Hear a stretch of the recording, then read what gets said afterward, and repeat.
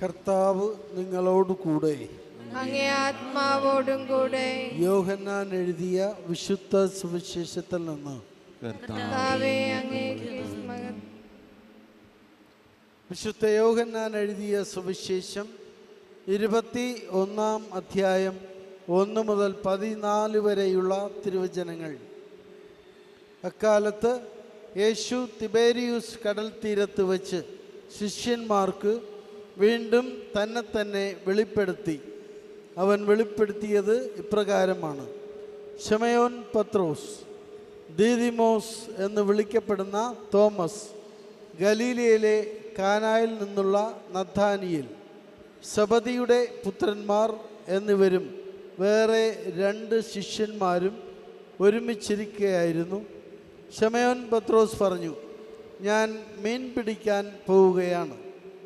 അവർ പറഞ്ഞു, ഞങ്ങളും നിന്നോടുകൂടെ വരുന്നു. അവർ പോയി വള്ളത്തിൽ കയറി. എന്നാൽ ആ രാത്രിയിൽ അവർക്ക് ഒന്നും കിട്ടിയില്ല. ഉഷസ്സായപ്പോൾ യേശു കടൽക്കരയിൽ വന്നു നിന്നു. എന്നാൽ അത് യേശുവാണെന്ന് ശിഷ്യന്മാർ അറിഞ്ഞില്ല. യേശു അവരോട് ചോദിച്ചു, കുഞ്ഞുങ്ങളെ, നിങ്ങളുടെ അടുക്കൽ മീൻ വല്ലതുമുണ്ടോ? ഇല്ല എന്ന് അവർ ഉത്തരം പറഞ്ഞു. അവൻ പറഞ്ഞു, വള്ളത്തിൻ്റെ വലതുവശത്ത് വലയിടുക, അപ്പോൾ നിങ്ങൾക്ക് കിട്ടും. അവർ വലയിട്ടു. അപ്പോൾ വലയിലകപ്പെട്ട മത്സ്യത്തിൻ്റെ ആധിക്യം നിമിത്തം അത് വലിച്ചു കയറ്റാൻ അവർക്ക് കഴിഞ്ഞില്ല. യേശു സ്നേഹിച്ചിരുന്ന ആ ശിഷ്യൻ പത്രോസിനോട് പറഞ്ഞു, അത് കർത്താവാണെന്ന് കേട്ടപ്പോൾ ശമയോൻ പത്രോസ് താൻ നഗ്നനായിരുന്നത് കൊണ്ട് പുറങ്കുപ്പായം എടുത്തു ധരിച്ച് കടലിലേക്ക് ചാടി.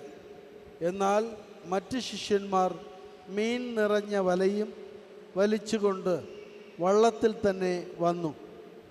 അവർ കരയിൽ നിന്ന് ഏകദേശം 200 മുഴത്തിലധികം അകലെ അല്ലായിരുന്നു. കരയ്ക്കിറങ്ങിയപ്പോൾ തീ കൂട്ടിയിരിക്കുന്നതും അതിൽ മീൻ വച്ചിരിക്കുന്നതും അപ്പവും അവർ കണ്ടു.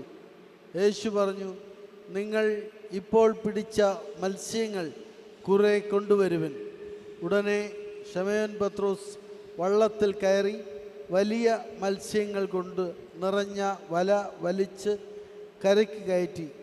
അതിൽ 153 മത്സ്യങ്ങളുണ്ടായിരുന്നു. ഇത്രയധികം ഉണ്ടായിരുന്നിട്ടും വല കീറിയില്ല. യേശു പറഞ്ഞു, വന്ന് പ്രാതൽ കഴിക്കുവിൻ. ശിഷ്യന്മാരിൽ ആരും അവനോട് നീ ആരാണ് എന്ന് ചോദിക്കാൻ മുതിർന്നില്ല. അത് കർത്താവാണെന്ന് അവർ അറിഞ്ഞിരുന്നു. യേശു വന്ന് അപ്പമെടുത്ത് അവർക്ക് കൊടുത്തു. അതുപോലെ തന്നെ മത്സ്യവും. യേശു മരിച്ചവരിൽ നിന്നും ഉയർപ്പിക്കപ്പെട്ട ശേഷം ശിഷ്യന്മാർക്ക് പ്രത്യക്ഷപ്പെടുന്നത് ഇത് 3-ാം പ്രാവശ്യമാണ്. കർത്താവിൻ്റെ സുവിശേഷം.